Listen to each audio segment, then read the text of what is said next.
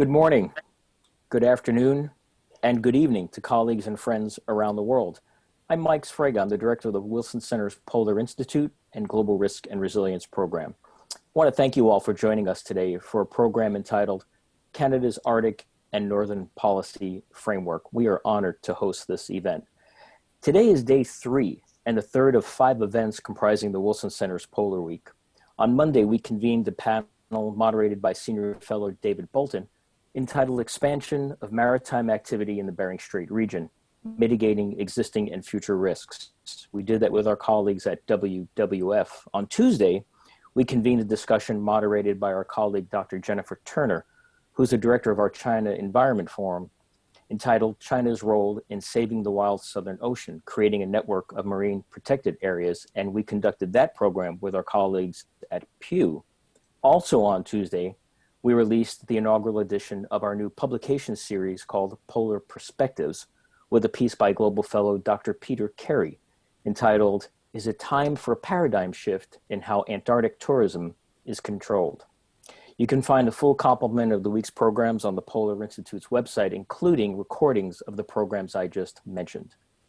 I would like to underscore that all of us at the Polar Institute appreciate the critical foundational support of our friends and colleagues at A2A Railway and the Laguna Corporation for making possible the programs that we bring to you throughout the year. Before we get started, I would encourage you to send in your questions to the panel by sending an email to polar@wilsoncenter.org. That's polar@wilsoncenter, one word, .org. The email address is also on the program description page of our website. And I will add your questions to our discussions as they come in or hold them for the appropriate time. Now to our program, Canada's Arctic and Northern Policy Framework. You can find biographical information for each of our speakers on our website, but allow me to briefly introduce them to you now. Ambassador David Sproul is Canada's senior Arctic official and also serves as Director General of Arctic, Eurasian, and European Affairs, Global Affairs, Canada. Krista Henriksen serves as Acting Director General, Northern Strategic Policy Branch, Crown Indigenous Relations, and Northern Affairs Canada.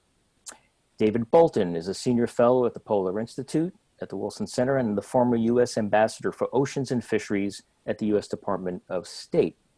And Mr. Christopher Sands, Director of our Canada Institute at the Wilson Center. My appreciation to all of you for joining us today. And a final note to those watching online. We have agreed as panelists to make today's program casually professional, so we trust that our discussions here will elicit your participation via your questions you will submit, and also you will see a dynamic dialogue amongst the panelists, and hopefully your questions will add to that dynamic discussions. It's now a pleasure to turn the program over to Krista Henriksen, who will provide an overview of Canada's Arctic and Northern Policy Framework and an update on their Phase 2 status. Krista, please, the virtual floor is yours. Thank you very much. My plan today is to give an overview of the work we did to release Canada's Arctic and Northern Policy Framework, a little bit about our co-development process, and just touch on the work that's underway now in terms of our next phase. Next slide, please. So this slide provides an overview of sort of the history of the project. In December of 2016, the Prime Minister of Canada announced that Canada would be undertaking to co-develop with provinces, territories, and Indigenous groups a new Arctic and Northern Policy Framework to replace Canada's Northern Strategy, which had been released in 2009. And also the Statement on Canada's Arctic Foreign Policy, both of these documents to guide federal priorities in the North until 2030 and beyond. The framework was actually released in September 2019 and was the product of more than 2 years of extensive engagement with Northerners.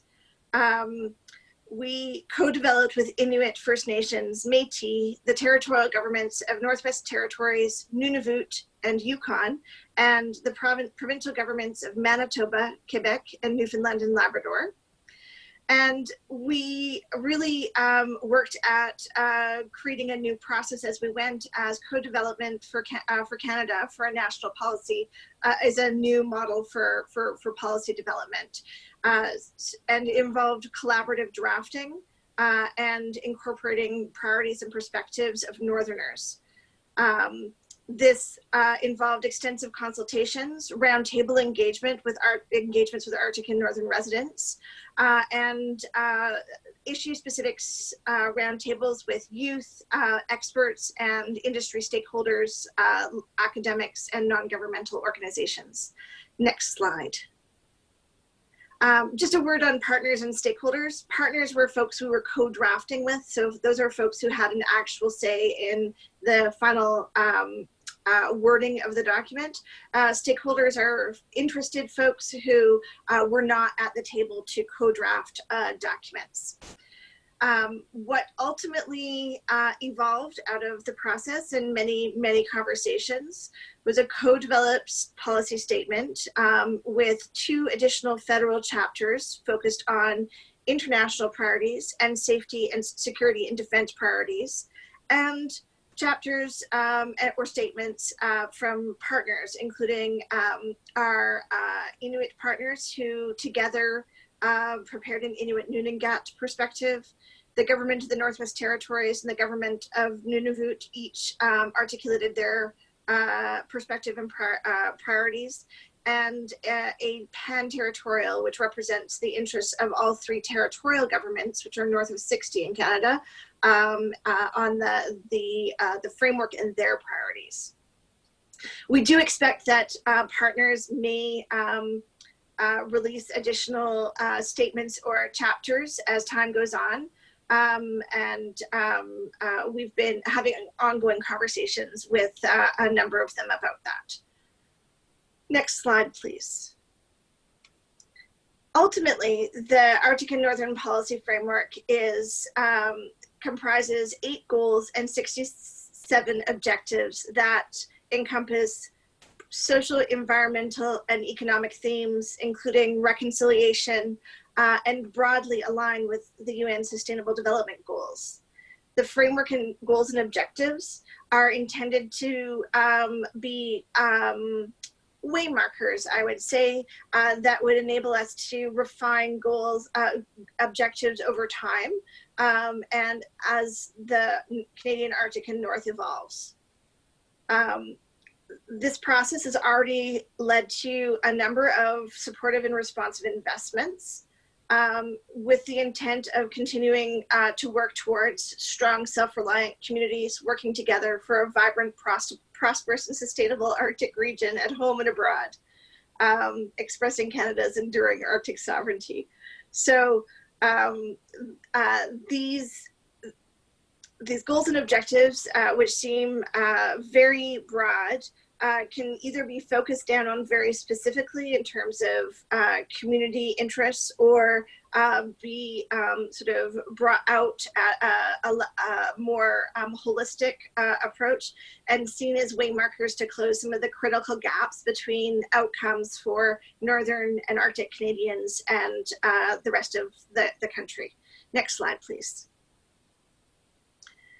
Some examples of investments that the Government of Canada has already made include investments in hydroelectricity projects, and ongoing support to science initiatives, significant investments in reclaiming the Northern Abandoned Mine Reclamation Program, and support to expand universal broadband in the North, one of the really key gaps that was highlighted by COVID-19, and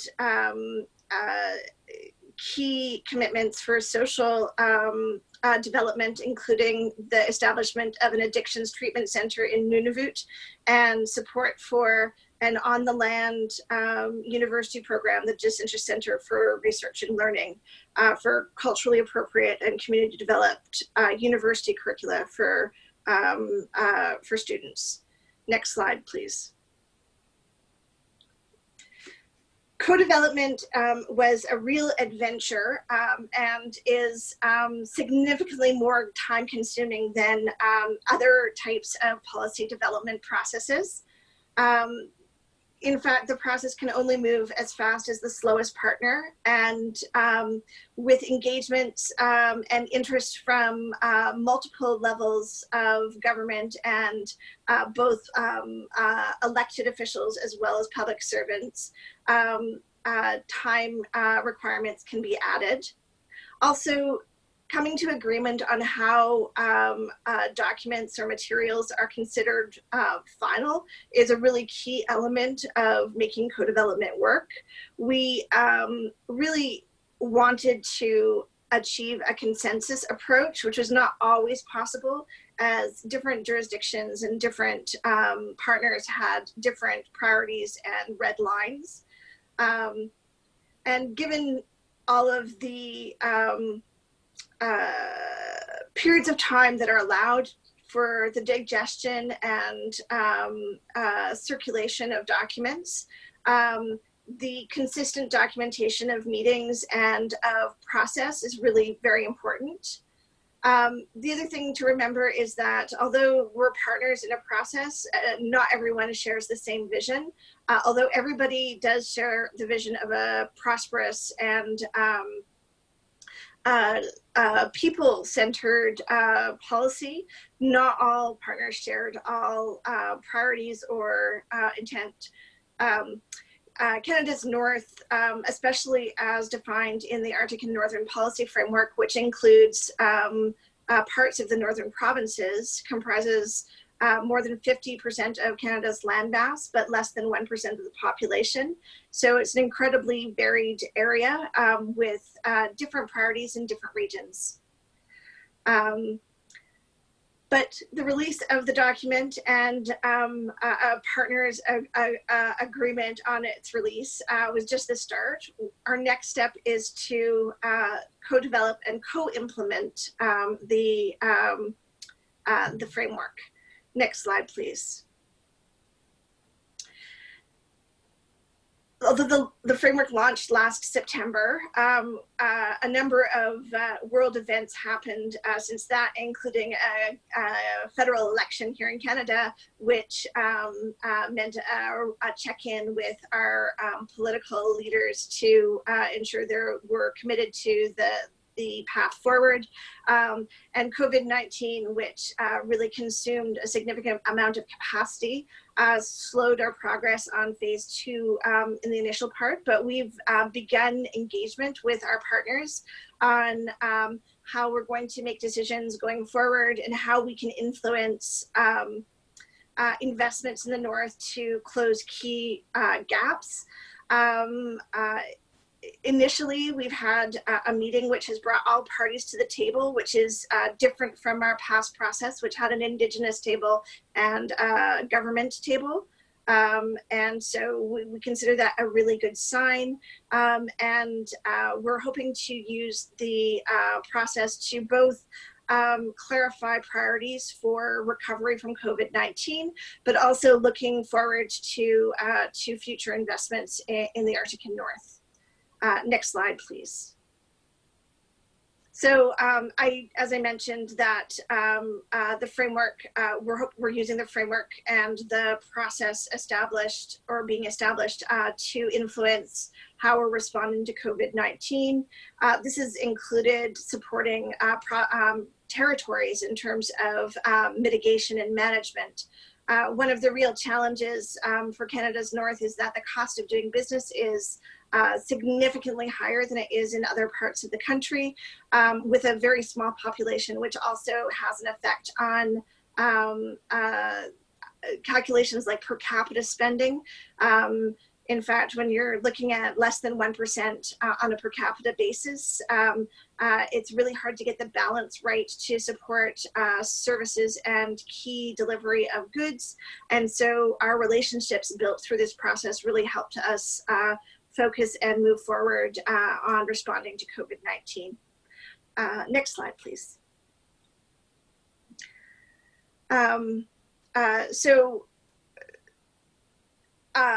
all I'd like to say now is we have an annex to the deck, which should be available, which has all of the goals and objectives, it has all of the documents are available freely on the web.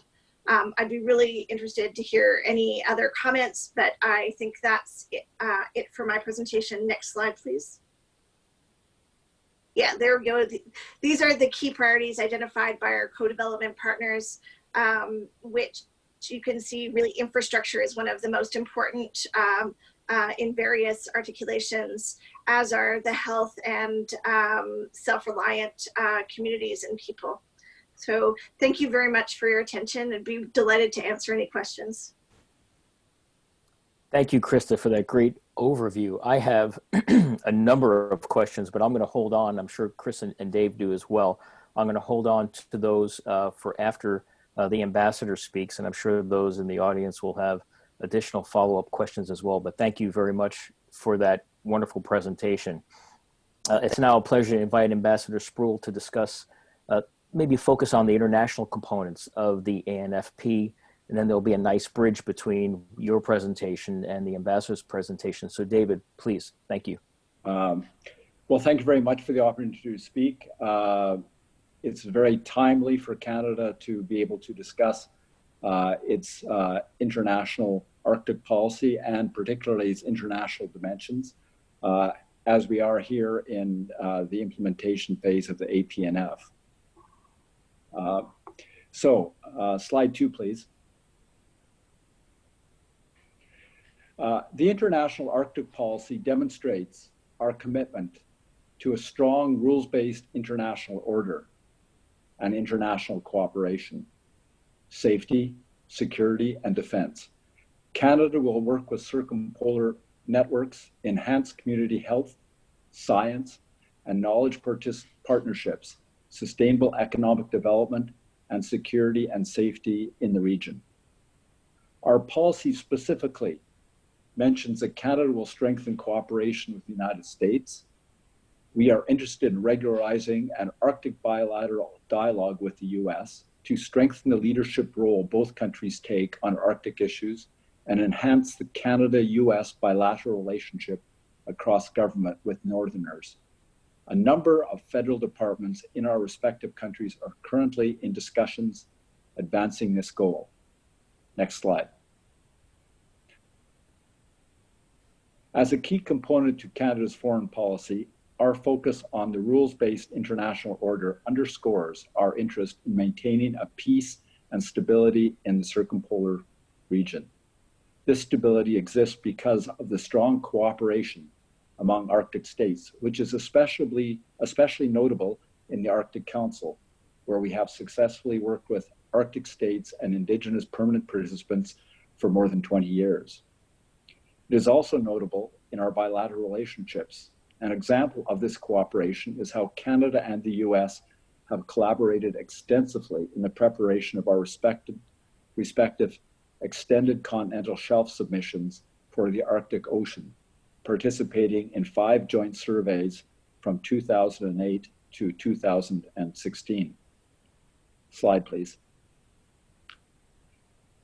The Arctic Council is the leading intergovernmental forum through which Canada advances its Arctic foreign policy and promotes Canada's northern interests internationally.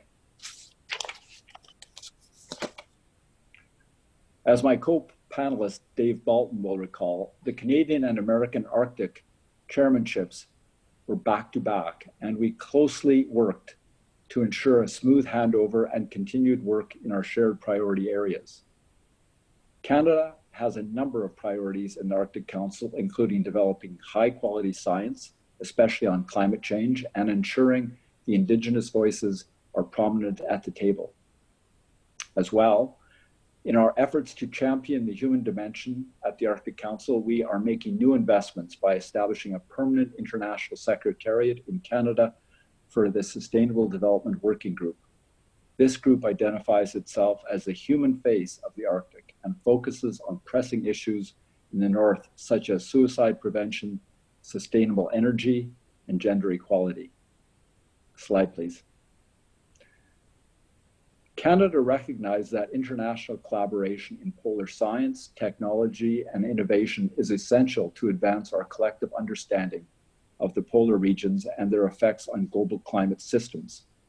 Canadian scientists are active globally, and we host high-quality knowledge and research in Canada's north. This work is underscored by collaboration with Indigenous partners and inclusion of Indigenous knowledge. This means ensuring that Northerners are involved in the conception, the design, and the delivery of research, including sharing research results with communities. Canada's world-class infrastructure includes the Canadian High Arctic Research Station in Cambridge Bay, Nunavut.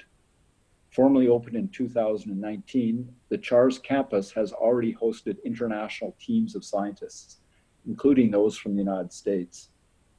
Along with the other 7 Arctic states, we are signatory to the Arctic Council Scientific Cooperation Agreement, which aims to improve international sharing of scientific data and facilitate the movement of international researchers, samples, and equipment.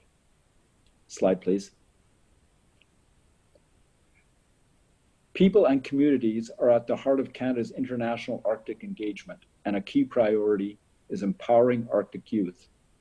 These efforts focus on developing culturally relevant and gender-sensitive initiatives related to education, food security, and health and mental wellness in Arctic communities, with a particular focus on suicide prevention.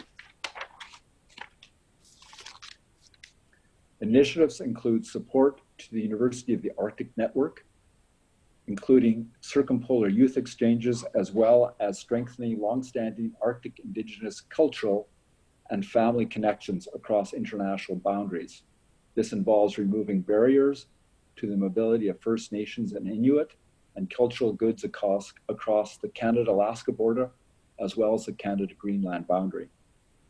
Canada also promotes its globally renowned Arctic and Northern arts and culture sector, including Indigenous and non-Indigenous artists, taking them to the broader world.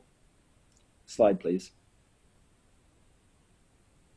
The Arctic region has already experienced some of the most rapid climate change impacts seen anywhere. Northern communities and Indigenous peoples are among the most exposed to the impacts of climate change, which affects infrastructure, sources of food and water, and physical and mental health. To respond to this ever-changing environment, collaboration with and among governments at all levels, Indigenous communities, scientists, the private sector, technical and policy experts, both at home and abroad, is ever critical. Some of the initiatives we are championing include pushing for ambitious actions that reduce greenhouse gas emissions, strengthening the climate resiliency of Arctic people, and working to conserve Arctic biodiversity. We are the longest coastline in the world. We have the longest coastline in the world, so we are also taking measures to protect the Arctic marine environment. Canada is supportive of the development of pan-Arctic network of marine protected areas at the Arctic Council, and we will continue to partner with Indigenous people to recognize and manage culturally and environmentally significant areas. Shipping through the Arctic waters is expected to increase, and international cooperation is essential in managing potential new risks to the fragile Arctic marine environment. Slide, please. Canada is committed to long-term economic development of our northern economies. This must be built on a foundation of responsible resource development, economic diversification, and job creation, in addition to investments in transportation, energy, and communications infrastructure, as well as innovation. There are approximately 3,500 businesses across our north. However, most are small, Indigenous-owned businesses that are an important aspect of the northern economy. While natural resources development continues to be the backbone of the northern economy, economic diversification remains an important component to ensuring healthy communities. Canada will help fulfill the region's economic potential through enhanced international trade and foreign investment opportunities, which will build on the region's already strong $2.2 billion Canadian annual exports. This includes promoting international trade and market access to better connect Arctic and Northern businesses, including for Indigenous harvested and produced goods. Slide, please. In the Arctic, as in the rest of Canada, safety, security, and defense are vital for healthy communities, strong economies, and a sustainable development environment. The Canadian Armed Forces exercise surveillance and control in the Arctic, maintain a visible and persistent presence, respond to search and rescue incidents, support Arctic and Northern peoples and communities, and contribute to cooperation in the region. While Canada sees no immediate military threat in the Arctic, the circumpolar North is becoming an area of strategic international importance, with both Arctic and non-Arctic states expressing a variety of economic and military interests in the region. Just as partnerships at the national level are critical to ensuring the safety and security of Canada's Arctic, it is equally important to work with other Arctic states and international partners in the broader region. In that vein of cooperation, and as the Arctic makes up a large portion of the air and maritime approaches to North America, Canada will continue to work in close partnership with the United States to ensure that we remain secure in North America by being positioned to deter and defend against threats to the continent, including from our northern approaches. The binational North American Aerospace Defense Command, NORAD, and the strong relationships fostered through the Tri-Command structure, which includes NORAD, the Canadian Joint Operations Command, and the United States Northern Command, remain relevant for continental defense today. Next slide. Looking forward, Canada's Arctic and Northern policy framework enables us to respond to the changing domestic and international Arctic landscape.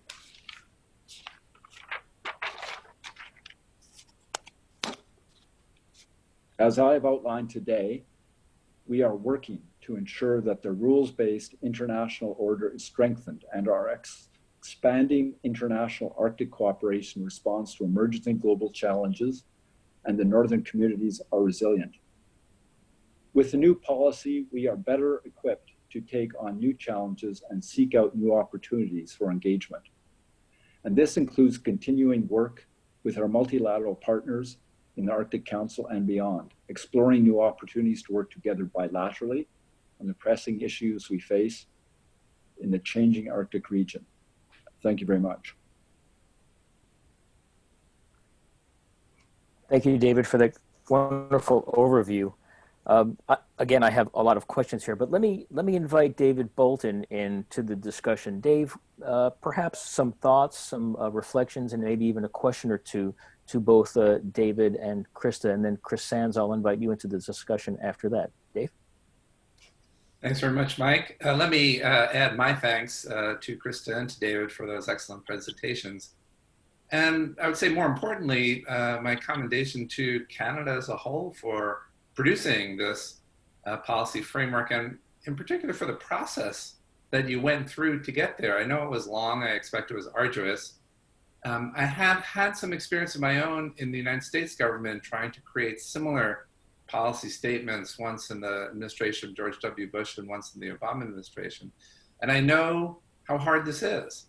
And I would say when we did this twice, we did at least we made some effort to reach out to, in our case, the state of Alaska, Alaska Natives, other stakeholders, but we didn't go nearly so far as Canada has in co-producing the kind of policy statement that you have. And it's really commendable and maybe a model for the future, despite the, the gnashing of teeth that may have gone into producing it. I expect it's a better document for it, and certainly more reflective of Canada in all its facets.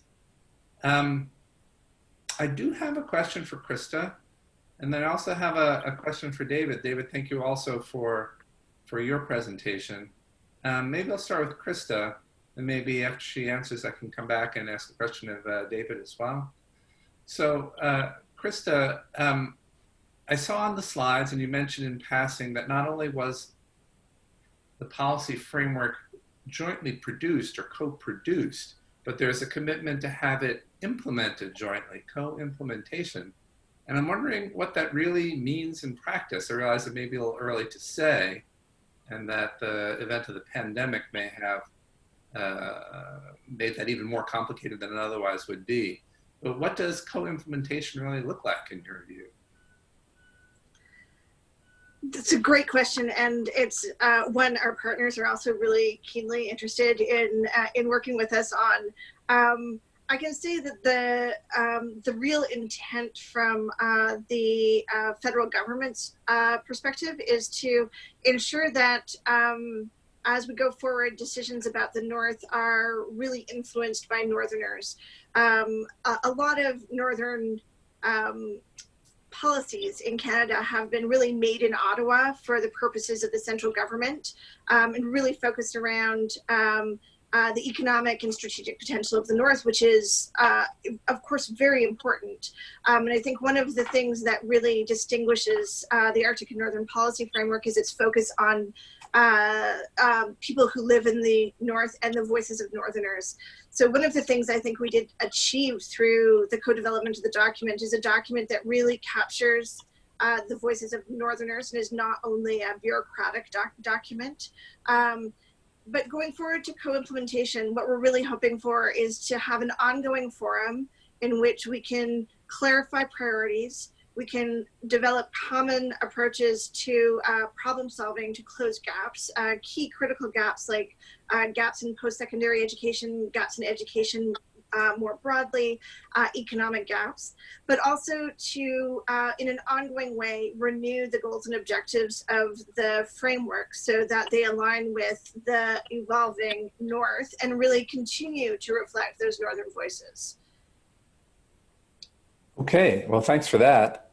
David, I really appreciated your comments about the ways in which Canada and the United States have worked together over the years in the Arctic.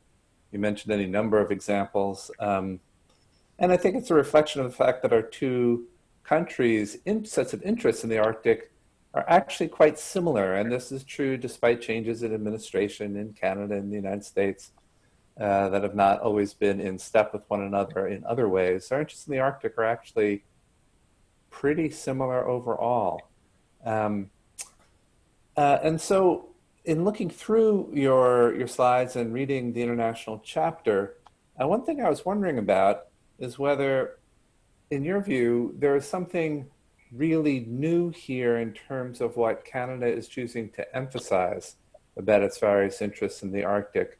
And in particular, do you think this is a moment when, among the Arctic states, there's a kind of leadership void at the moment that Canada might, at least in part, be able to fill, given the rise of great power competition and other geopolitical tensions that are spilling over into the Arctic? Is that Canada's ambition here? I'll start with your first question.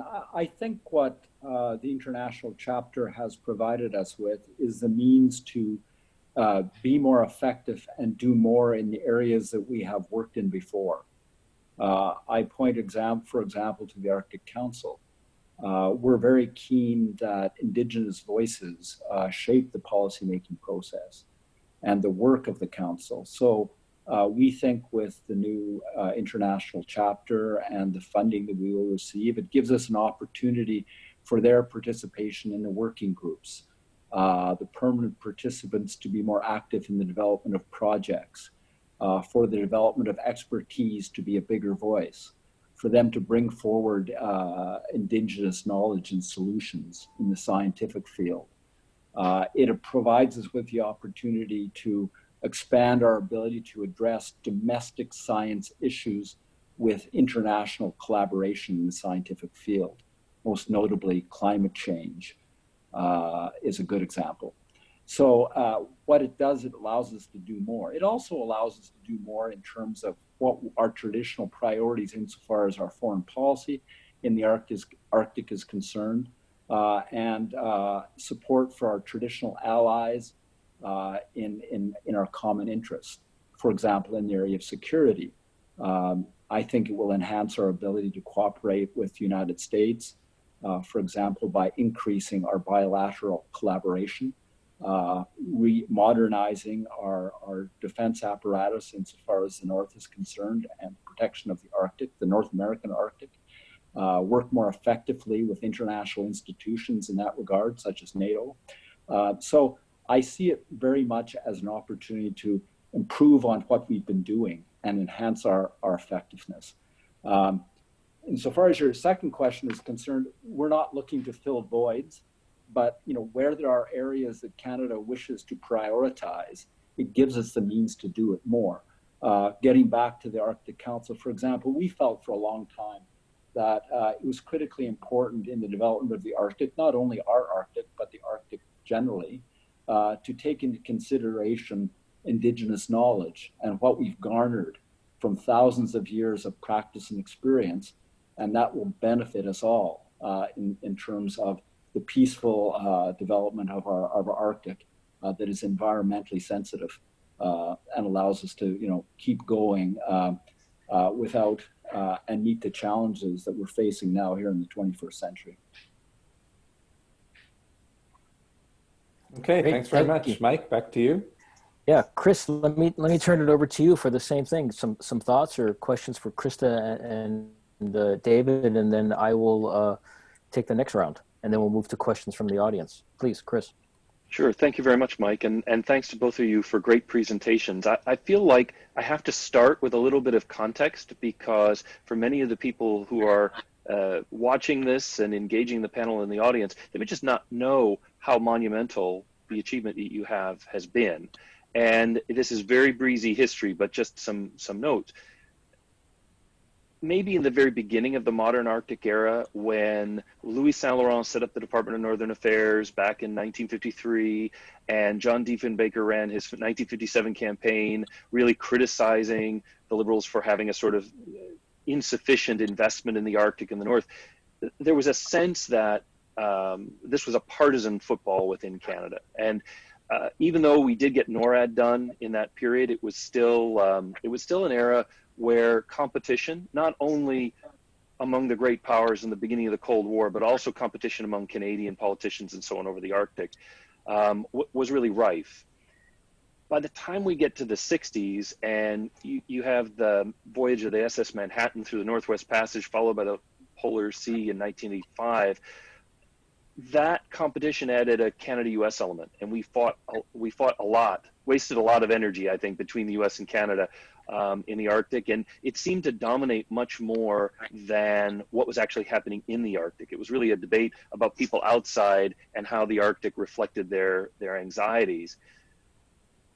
Then we kind of came into an era, and I think of it as the Cretchet Martin Era, where so much changed. And it changed by ending the competition and beginning new dialogues. So that was the period where we started to really hear First Nations Inuit voices in this conversation. This was the era in which we saw the Arctic Council get created in 1996 to create an international dialogue that was multilateral and cooperative and classic middle power foreign policy on Canada's part, and the creation of Nunavut in 1999, which gave a new and powerful voice for Inuit communities. And that really set the tone for what I think you're doing.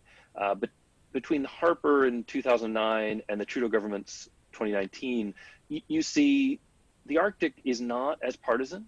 It seems to have support from all Canadian parties.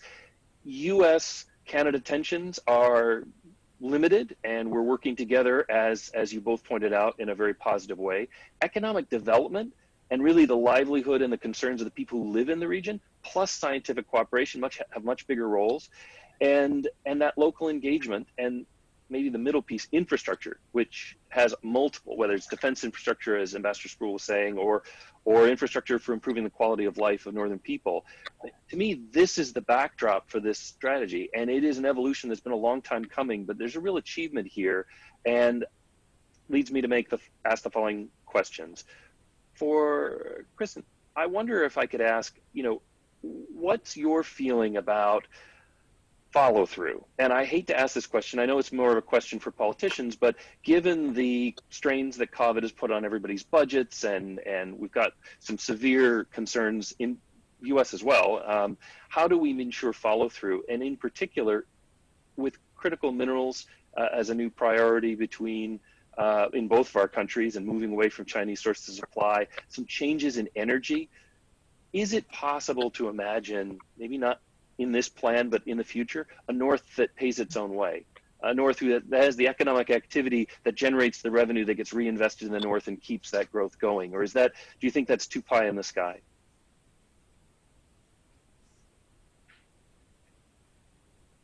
That's a really enormous question, and I think it's one that would be really fun to dig into a little bit. I really appreciate your observations about Northern strategies in Canada, and I really, because that's in fact one of the things that I think we really did accomplish, is a real shift from Northern strategies, which are focused on the interest of Ottawa and sort of national interest only, to one that is really rooted in the North. I think it really follows through on the idea that Canada is a Northern country. In terms of follow through and COVID and the consequences of the really significant investments that are being made to support the economy as we go through this pandemic. I think from my perspective, what I'm focused on is making sure that the initiatives and the next steps we take are really focused on trying to solve more than one problem at the same time. We know that the economic challenges that are facing us are enormous, and those are enormous North and South. But some of the key things that are in the framework can be guides to get the most out of restart funding, get the most out of support to the economy, to restarting, to reinvigorating the economy that's been affected by international supply chain interruption and much broader implications far beyond Canada and the United States even. So making sure that we're really focused on the critical areas that have been highlighted as vulnerabilities by COVID-19, which include health infrastructure, housing, overcrowding, and the need for housing infrastructure in the North makes Northerners particularly vulnerable to COVID-19 and the spread of a pandemic. Fortunately, we've avoided that so far, and Nunavut is so far the only jurisdiction in North America without COVID-19. That said, that is by grace of some very stringent measures that require very stringent isolation measures in the South before people return to the North. So I think as we look to stimulate the economy, as we look to restart after COVID, we need to make sure that those investments are focused in the near term on the areas where we've already identified gaps and where those gaps have been really noted as critical. I'm thinking broadband, I'm thinking various kinds of infrastructure for water, so water and wastewater infrastructure, so small community level infrastructure, but then also electricity to enable stable grids as we move away from reliance on diesel. So I think there's enormous scope for COVID providing an opportunity to address some of those things, but I really worry about what happens next as we then grapple with the results of the decisions that we need to take right now. Absolutely, and thank you very much for that. And Ambassador Sproul, if I could sort of take this a little bit further with you, you talked about the sort of great power competition, and how do you see the return of great power competition affecting the general cooperation within the Arctic Council? And also, what opportunities do we have at this moment to institutionalize further some of the cooperation in ways that that will stabilize the framework in which we're operating internationally? And how do we bring some of the Indigenous voices that have connected across the circumpolar region in many countries and make sure that voice is stronger as well? Okay, well, thank you, Chris. That's a sort of a three-parter you've given me. Well, first of all, just speaking of the Arctic Council, I think it's very indicative of Canada's relationship with one of our Arctic partners, which is Russia. It's no secret that Canada's relations with Russia are not good at the moment, or have not been good, particularly since 2015 and the invasion of Crimea. However, insofar as Arctic cooperation is concerned, it has gone on very effectively as it did before, and maybe even improved. And I think that's particularly indicative in the Arctic Council. We're able to resolve issues, work together collectively. And so that is worth mentioning. Insofar as the larger Arctic world is concerned, our relationships in terms of the Arctic continue pretty much as before. And they actually align fairly closely to the United States, who do some of the care, they share some of the burden and the responsibility in terms of security and so on and so forth, and the threats they see and perceive to be quite common and regular. However, I would say too that in regard to your third point, insofar as Indigenous is concerned, it maybe is too obvious to say, but the Canadian Arctic and North are quite unique. They're different from many of our Arctic country partners. It struck me when I served in Norway that my view or my perception was in Norway, their north is very much a continuation of their south. And some of the challenges that we face in Canada and perhaps in Alaska too are much, much more significant in terms of the breadth, the geographic distances, the communication challenges, the transportation challenges. Those are all things that we have to take into account that some of our Arctic partners don't. Perhaps Russia does to a certain extent. We also have an extremely important and large component of our northern population being Indigenous, and they bring some special knowledge and special wherewithal for us to resolve the problems that we face and take advantage of the things that we have in the north. And we want to bring that into the international setting to ensure not only that Indigenous beyond our borders benefit from the progress we make in Canada and elsewhere, but also our own Indigenous have the advantages of access to the international community interaction in resolving and addressing the issues that we face right now. That's terrific. I turn it back over to you, Mike. Thank you, Chris. I'm watching, thank you, David and Krista. I'm watching a lot of questions coming in. So I'll pick and choose here. Krista, maybe start with you, and then David, I'll go to you for a question. And then Dave and Chris, if you want to weigh in as well. But Krista, one question, a number of questions are addressing the same issue.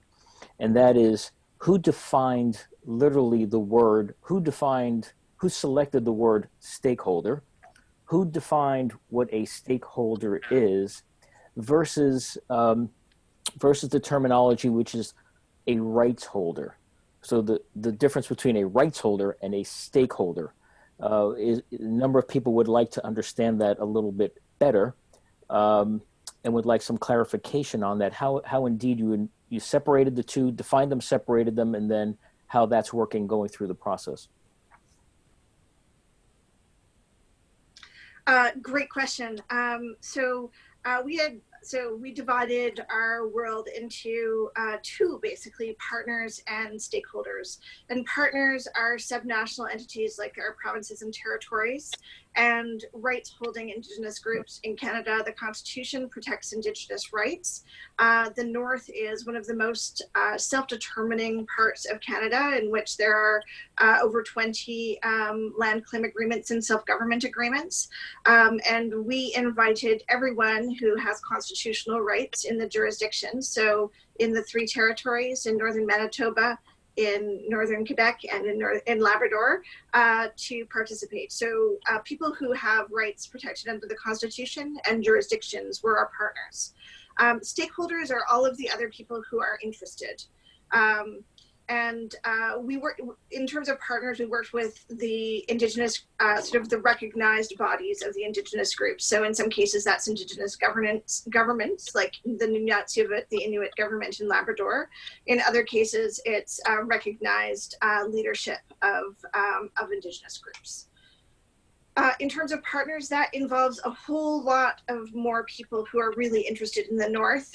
In Canada, a lot of people are very invested in the North, who operate business but in the North, but don't necessarily live in the North, who are invested from the perspective of from academia or from non-governmental organizations in what happens in the North. And we knew as we were going in that we needed to create space for both folks with formal standing or recognized standing, but also all of the other folks who really wanted to let the government of Canada know what they thought should be done in the North. And we even had a public facing portal so people could send us submissions on what they think, and we did receive citizen submissions that we took into account as we were developing our policy framework. So really, the difference between a partner and a stakeholder is a legal difference, stakeholders encompasses pretty much everyone who doesn't have a specific standing under the law. Great, thank you. I'm sure there'll be some follow-up to that. Ambassador Sproul, I have a question here from our colleague Rob Hubert. Let me just read it to you. Most of your presentation focused on the need to build on cooperation with all Arctic states. You then focused on the need to cooperate with the US.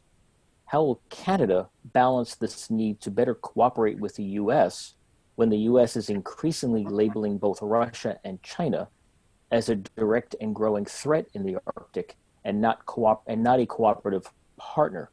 Can we really do both at the same time? Well, first of all, cooperation with the United States is so long-standing, and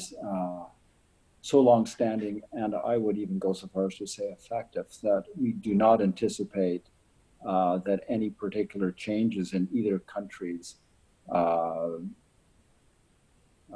priorities will affect the strong underpinning that we have insofar as our joint and aligned interests are concerned.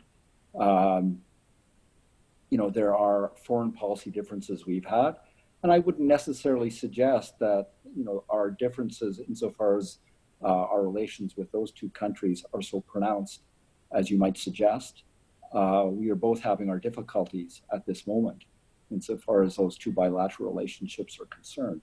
But what we share with the United States is this very common sense of responsibility in terms of protecting our Arctic North, our North American North, in terms of the development of our North insofar as the people who live there, increasing the commerce and the people-to-people ties within our North, that is Alaska and our territories, and making sure that the long ties between our indigenous populations are enhanced and improved and mutually reinforcing. Those are some of the priorities that are long-standing and will continue, and we have enhanced ability to pursue those. I think, having served in Washington, I would say the biggest challenge Canadians and Americans have in terms of the relations sometimes is they're so comfortable that we take them for granted, and therefore we have to constantly be reviewing them. And in that regard, it's worth mentioning that both our government and your administration have again decided to renew and upgrade our annual consultation process on the Arctic. There is a mutual recognition that we can do more. We're going to devote enhanced resources across the whole gamut of our shared interests in the Arctic. Hey, Mike, I'd like to just add to that if I could. Please. So I agree with David. I think the friction that we're having with Russia and China, to the extent that it's spilling over into the Arctic, is not dividing the US and Canada. If anything, it is bringing them closer together, as David was suggesting. And so I think the short answer to Robbie Bear's question is yes. I think Canada probably can do both.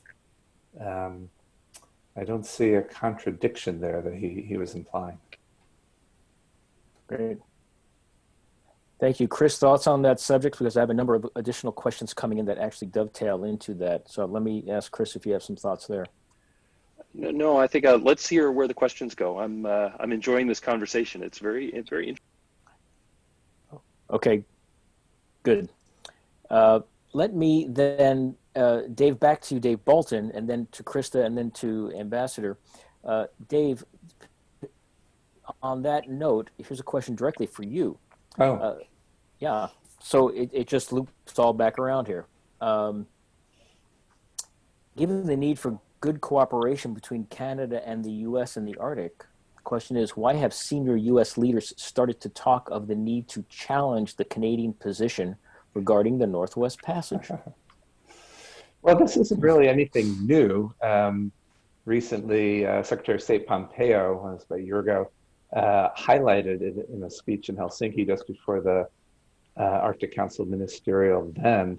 But Canada and the United States have a difference of opinion about the status of the Northwest Passage and the right of non-Canadian vessels to pass through there. And like good neighbors generally, we have managed that difference of view. It has not caused serious contention, and nor do I think it is causing serious contention now. Over the long term, if the Arctic, as everyone expects, continues to melt, and if significantly more shipping winds up going through or being capable of going through the Northwest Passage, it may be incumbent upon the two governments to actually figure out a way to accommodate each other's points of view on this and manage the shipping that is coming through the Northwest Passage, which, by the way, crosses across the top of Alaska and through the Bering Strait as well. We have a common interest in ensuring safe and secure shipping through there. And so we need to find a way to set aside our differences or accommodate them. It's not really anything new. It's a longstanding issue. We also have boundary differences with Canada, including in the Arctic, that we're not going to war over. We are managing them for now, and someday we'll need to resolve. Thank you. Ambassador Sproul, do you want to speak to that issue as well? Certainly. I like the words David uses. It's well managed. This is an issue where our country some time ago, as far as back as 1988, found a way to accommodate our difference of opinion on that issue. We all know in our hearts, and we really ask ourselves, these are definitely internal Canadian waters, the Northwest Passage.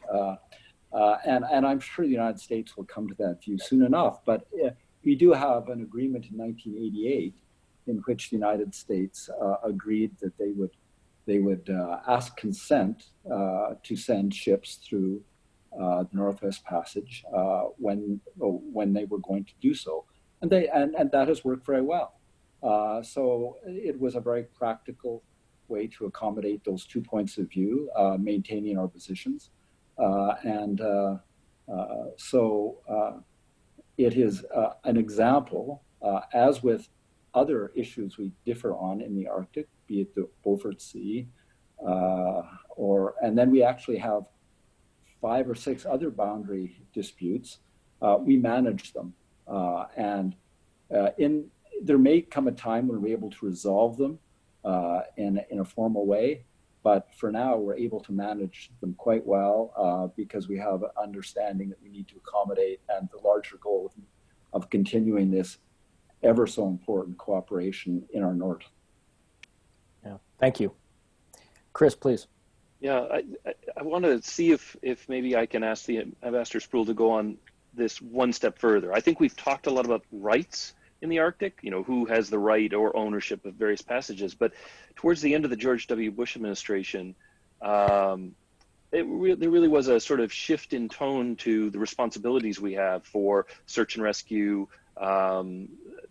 maritime ships or sailors in distress, oil spills, other things. And it seems to me that has a very different frame. Although we both agree we want to see these things done, we have to make some investments in infrastructure perhaps a deep water port in the Eastern Arctic, other things. And so do you think now that we're no longer fighting so much about rights and we're doing mutual notification and so on, that maybe have been the easy part? And now the hard part is how do we bear responsibilities so that as this commercial traffic expands, we can make sure it's not only governed well, but that we're able to provide the support for that activity as well?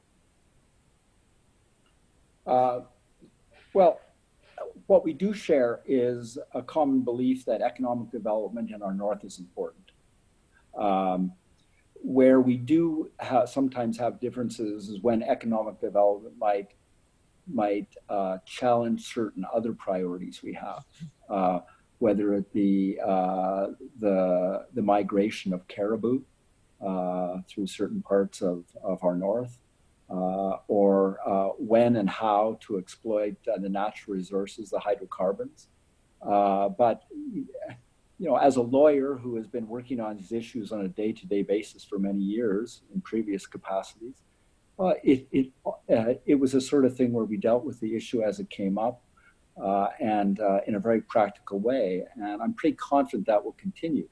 That said, we have our differences in terms of some of our legal interpretations. The Beaufort Sea, we have a difference of opinion on our legal interpretation. We have a different legal interpretation in terms of the status of the Northwest Passage, and those will continue. And there will come a time when we have the opportunity, I believe, to sit down and iron out those legal differences, and that will impact somewhat on some of our economic priorities. But for the most part, we've been able to get the best of both. That is advance our economic agendas and provide economic opportunities for our northerners, and at the same time protect the very fragile forest, fauna and environment that we have in the north.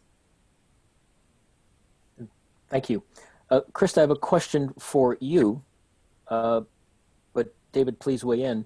The question is, how does the Canadian government envision providing broadband internet to northern and Arctic communities? Might it be ground-based fiber links or space-based internet? And how would fiber optic linkages be paid for? I think it's just how we collectively overcome the tyranny of distance for our Arctic communities. I just moments ago I froze, so I had to log off and log back on, and I'm in Fairbanks where, we apparently do have internet connectivity, but it is sketchy even in sort of the great big towns in the Arctic. So the question is, how might the Canadian government approach the connectivity issue, fiber-based, satellite-based, microwave? How might that approach be perceived? So frankly, I'm a policy person who has her head in the clouds. I'm just a complete policy nerd, and I am not an expert on broadband in any way, shape, or form. So maybe I'll just take a step back in terms of sort of the history of Canada and the last mile problem, which has been an ongoing problem. Canada has a history of being a leader in telecommunications, or it certainly did for a very significant part of the last century, including things like the creation of the Canadian Broadcasting Corporation and access to the CBC as a right for Canadians.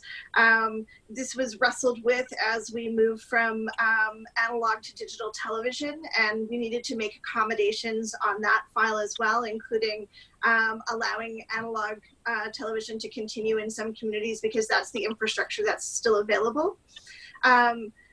The answer to broadband in the north is it will be expensive, and there are a range of solutions, and I've seen proposals which are space-based, and there's a number of private sector companies pursuing space-based internet provision of service for the globe, and those would naturally, in fact, privilege northerners as they rely on orbits that go pole to pole. So you end up with better coverage in the north than you do elsewhere. That said, that's certainly not going to be a government solution. So my real answer is I have no idea, but I know there's a lot of people working on good ideas. And I know that our Arctic Council partners also have a great deal of innovation in terms of providing internet to remote locations. And I think I have great hope that this is a problem that can be solved, but I'm sorry, I just don't have anything to offer in terms of how. I think that's good. It's in the spirit of all of us trying to overcome the connectivity issue. And I think obviously COVID-19 has highlighted the need for better connectivity throughout the North. And to that particular issue, the next question is this, and this would be both for Ambassador Sproul and for you, Krista. COVID-19's disruptions at the same time of increasing concerns about climate change has encouraged many to consider the need to come out of this period with much more focus on a green and just economy. This is increasingly framed in terms of rights, including by Indigenous groups in the Canadian and the rest of the Arctic, so who have repeatedly stressed and prioritized such development. What discussions are taking place today about promoting and operationalizing these priorities within the ANPF?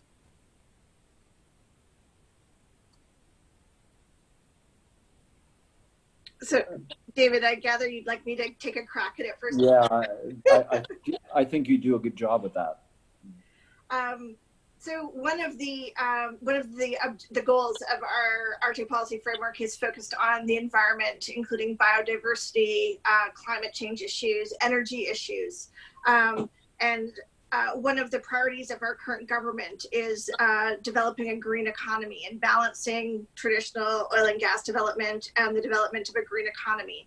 And those elements are ongoing in terms of how we think about attacking key challenges. Even before COVID, we have a number of programs which are looking to reduce the reliance on diesel in Canada's north and to address the irreversible effects of climate change that are felt by northern communities even now. So I would say this is something that pervades all of our thinking about northern priorities, and it comes up in every single discussion we have with our partners and with our stakeholders. Great, thank you. Ambassador Sproul, do you want to weigh in on that, or are you good? No, I think my colleague addressed that very well. Thank you. Okay, good. Well, a related question just came in, which is what's Canada's position on, in terms of energy, the energy equation, trying to shift the energy equation and the energy consumption and the energy sources in the Arctic. Is there any consideration given to small-scale nuclear reactors of energizing northern communities? Has there been any discussion in the Canadian government about that? Again, Krista. For sure, I figured that would be me. So again, my colleagues in our natural resources department are the ones who really spearhead Canada's energy policy and policy development. I know that ongoing conversations about nuclear in various forms are part of those considerations. And I know that there are a number of very interesting test projects on the way involving small scale nuclear reactors that could power communities. That said, I don't think Canada actually has a formal position on that right now, or not one that I'm aware of. And I would have to consult with my colleagues. Thank you. Another question, there are a lot of them. Ambassador, this is for you. You just hold on one moment. Does Canada share the US's negative and critical view on Chinese engagement in the Arctic? Well, first of all, let me say that China is an observer state. Excuse me, sorry about that. As an observer state in the Arctic Council, they have made a very positive contribution. They are active in terms of some of our projects, developing some science insofar as particular issues that are in the north.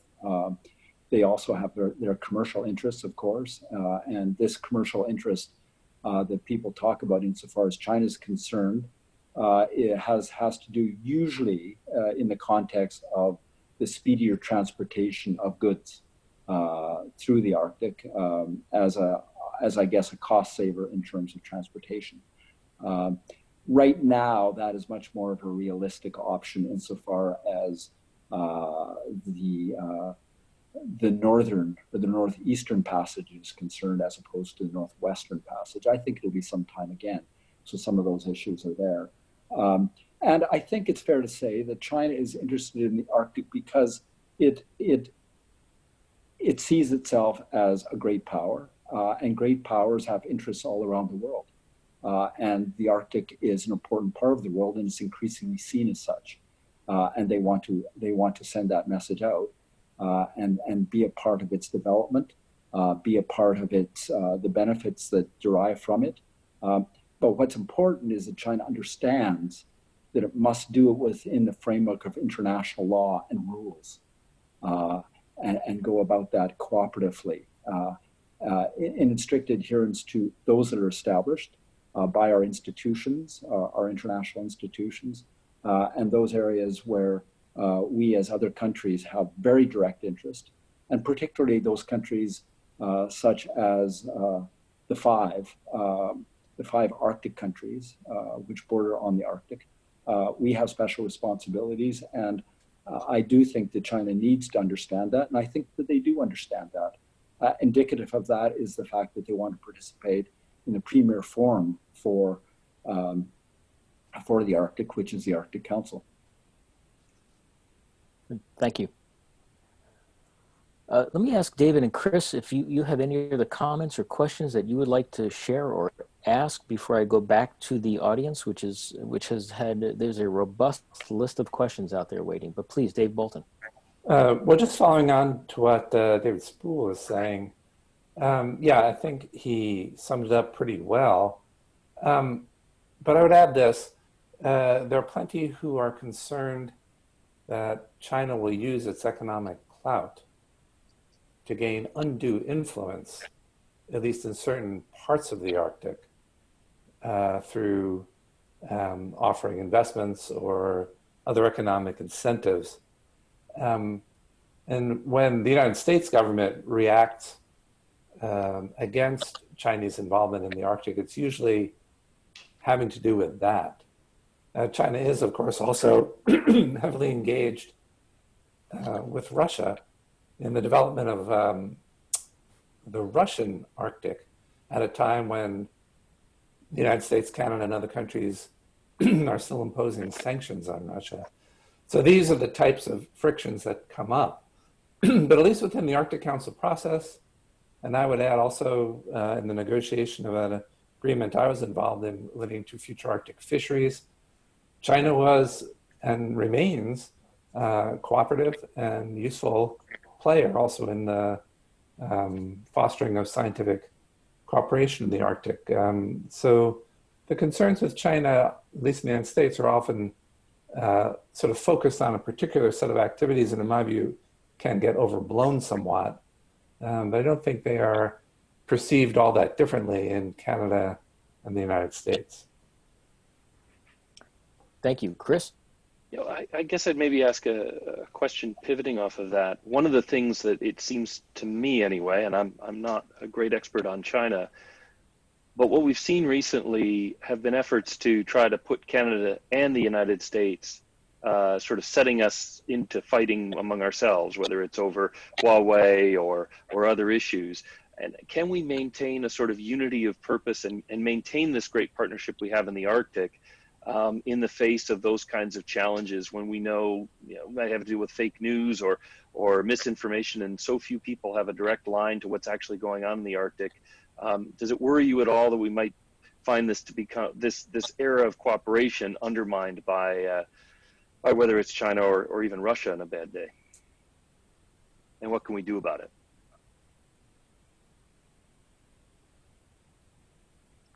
Who would like to respond to that? I'd be happy to. Please. Would you like me to? Please. Well, I think we have to constantly remind ourselves that Canadian-U.S. interests are very profound and deep, and they cross and go go past any one administration or any one government. Our values are very similar insofar as that's concerned. And that our geography brings us together. Our ties are so extensive that it's such a natural relationship. Our cooperation, I think, matches the cooperation of any two countries anywhere. So that gives us such advantages in dealing with common issues. And I think we recognize it. And this administration, this US administration, obviously recognizes, because it was at their behest that they said we do have to enhance our Arctic cooperation and renew our annual consultations and our interaction between our agencies and our departments.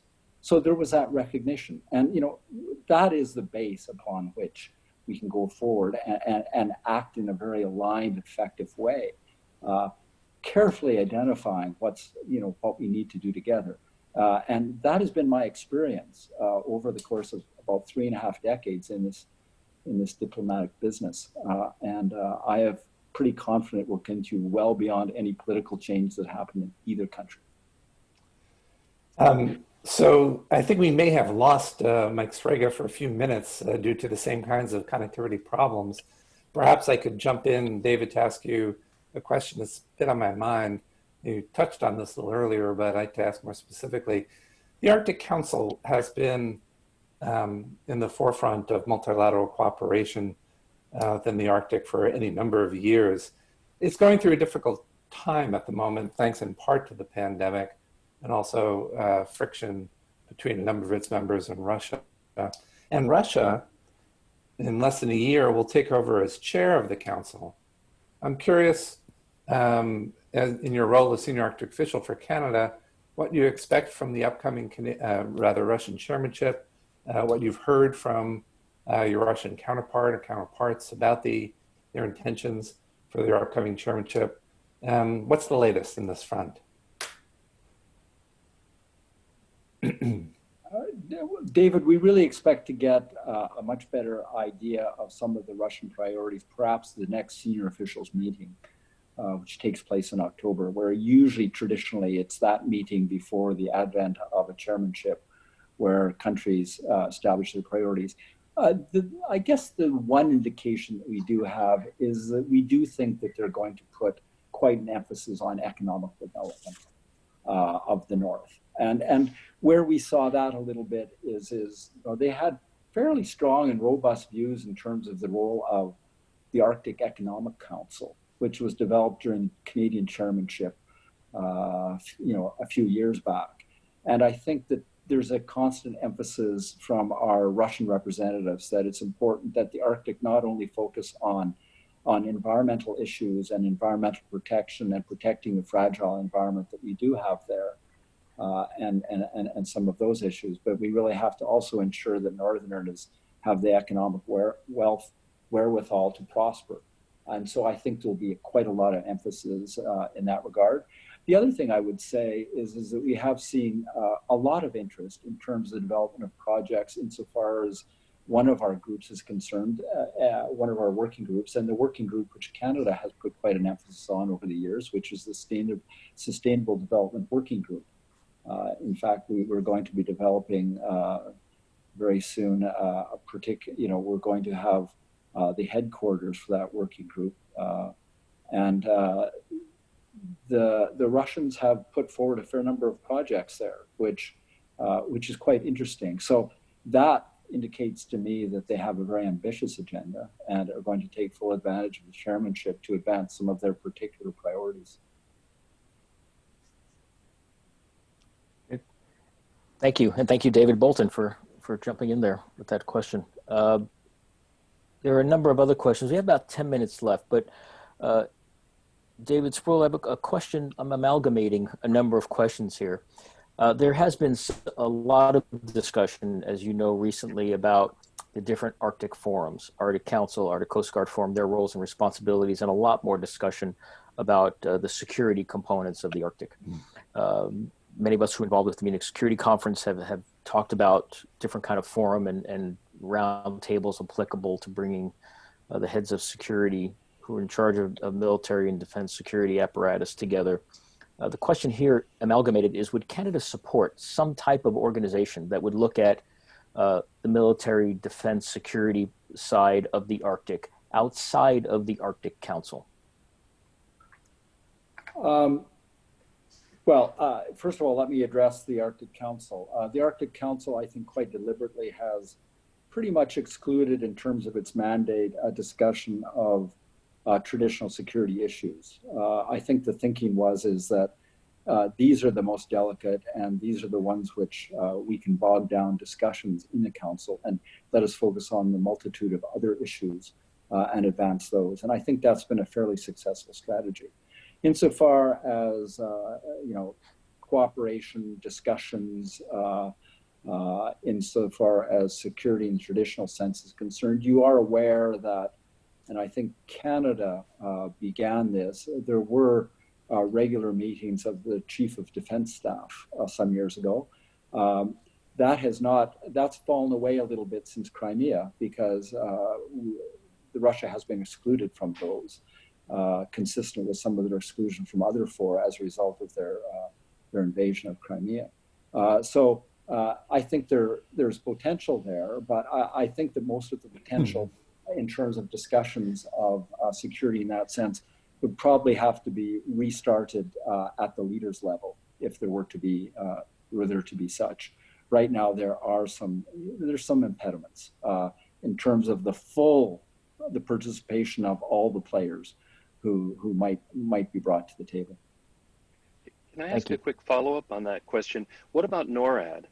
The U.S. gave NORAD Arctic advocacy responsibilities. This is an organization that we've used successfully for a number of years, and obviously with the dew line replenishment, that's also in that sort of space. Do you think NORAD could play a bigger role in Arctic security, or at least coordinating the U.S. and Canada in that regard? Well, definitely for Canada and the U.S., this has been one of our priority security cooperation areas. And there is a room for modernization, and that is on the agenda, certainly. The question more often is what is the role of NATO insofar as Arctic security is concerned? And Arctic has its responsibilities in its area. It tends not to focus on the North American, and that's because I think it's well managed by the two that are present, the two NATO members which are present in North America, which is the United States and Canada. But there is a role as far as the Arctic writ large is concerned, as far as NATO is concerned. It would be the most logical security apparatus to address the issues which the allies have in common and their common concerns and priorities. Thank you. A question I've been waiting to ask both to Krista and to you, David. Thinking about the Arctic, not north, south, or in a circumpolar aspect, but east-west. The North American Arctic, Alaska, to work together east-west on things like infrastructure, on climate change, on issues related to infrastructure, telecom, medicine and health. We build infrastructure a lot of times north-south. We build it east-west, and they stop at borders. What opportunities might there be for Alaska, Canada, and Greenland through the kingdom to work together on those things that we all have a big challenge with?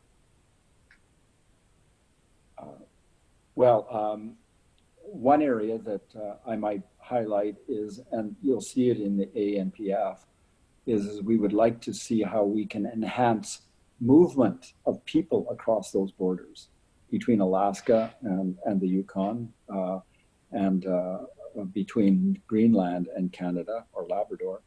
There are opportunities there, and it's a complicated business to do that, but there is a real desire by our Indigenous in all three jurisdictions to enhance those ties, and I think they'll be mutually beneficial in doing so.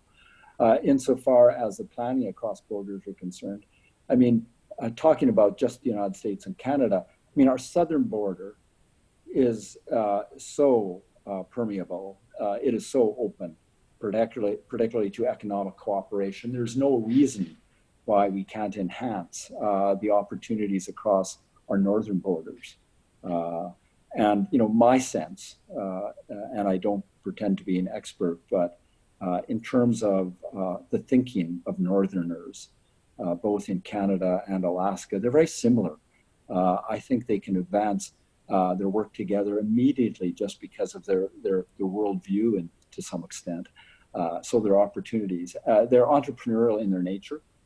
So I think the world is an oyster as far as they're concerned. And we do have to work on it. The one thing I'm always struck when I speak to Northerners is they are really anxious to enhance their economic opportunities, sort of to give themselves enhanced independent economic opportunities or benefits. But the challenges are great, and they do need government assistance and government cooperation in terms of enhancing and making those opportunities available. But the bottom line for them is that we have to provide for ourselves and prosper economically, and that's a priority. Yeah, thank you, Krista. I just observed that our Indigenous partners do have international organizations. So Gwich'in International spans Alaska and the Canadian North, and the Inuit Circumpolar Council brings in Inuit from Greenland as well as Canada. And so there are some of those sort of links already in place for advocacy and political action. And I think there is an enormous opportunity to build on those for additional economic reasons as well. Thank you. We have just a few minutes left, so let me ask Dave or Chris if you have any final brief comments or thoughts or insights, and then Chris, I will do the same with you and David, and then I just have a few other items to cover as well. So Dave, Bolton, any other thoughts or comments? Well, there's one other thing that it would probably take a whole nother session to discuss, and maybe we will have another session sometime soon. But one thing I've been working on a lot lately has to do with whether the international architecture that we have set up for the Arctic to date, including the Arctic Council, but other things as well, will be adequate, will be sufficient for the future, particularly as human activities in the Arctic Ocean increase. Are the structures we've put in place to manage those activities going to be enough? My own view is probably not, is the answer. And I guess maybe just to David, would you be open to engaging in this discussion with us as we go forward? I think Canada is one of those countries that might be well positioned to consider some of these issues in a constructive way. And I'm wondering whether you think I have that right.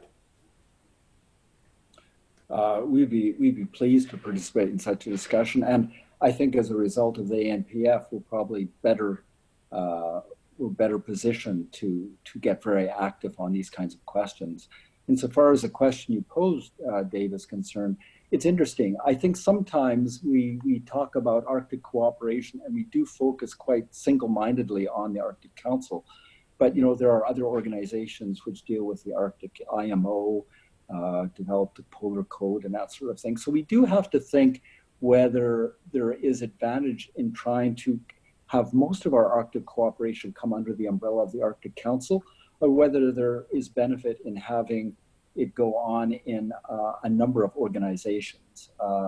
And I don't think all our governments have come down on that issue. We'd be interested in knowing what our permanent participants in the Arctic Council might think of that. But I think that's important to consider. The merits of having a more all-encompassing one institution formula, or having something where we have a multitude of institutions who deal with specific subject areas. Good. Well, it sounds like we have the makings of two things. One is we were hoping that this discussion with you, Krista and David, would be the first of several because of this important document and the content and the vision of it. So, we invite you to think about with us ways about how we can have additional discussions. And then the issue that Dave just brought up seems like another effort that he and colleagues could advance with your inclusion and others' inclusion. So that sounds good. Chris, any final thoughts? We've got about a minute left or so. I'll talk really fast then. I have to say, putting my professorial hat on, I am struck by how inspired the younger generation, sort of in college and grad school now, is by the kind of work you've been doing. The Arctic always captured people's imagination, but it has a presence. And in this world of teleworking because of COVID, distance can be shrunk, obviously, if the bandwidth is okay and we don't lose people. But just if you had any final thoughts, how can we engage that rising generation in this conversation so that when they inherit all of these structures and hopefully some infrastructure as well, they can build on it? Well, we've got about a minute, so that would need to be just a maybe one sentence comment. Maybe Krista, is that yours? Sure, and what I can say is within Canada, in terms of the work we're doing, we take the youth engagement incredibly seriously, from Youth Council for our Prime Minister through to we're working on a post-secondary education task force, and the task force is intended to be comprised of youth. So we're really looking to harness those ideas. We also know that in our northern communities that youth are incredibly important in terms of shaping the future, because with climate change, some of the markers of the past are not working for communities in the way they used to. And so youth are really important as people create visions for their communities going forward. Well, Krista, thank you for a great response in about 30 seconds or so. I want to thank you all, Ambassador Sproul, Krista, thank you so much, Dave Bolton, Chris Sands, for an outstanding discussion. I do look forward to following up with all of you, and those who are still online, please do check out the Polar Institute's website for the programs that we have the rest of the week, including a discussion with Michael Mann, the EU ambassador to the Arctic, and a discussion on Friday about U.S. and Russia relations in the Arctic. So once again, thank you all very much for your time and your effort into our panelists, a great discussion, and have a very good rest of the morning, afternoon, or evening, whichever one is most applicable. Thank you all very much.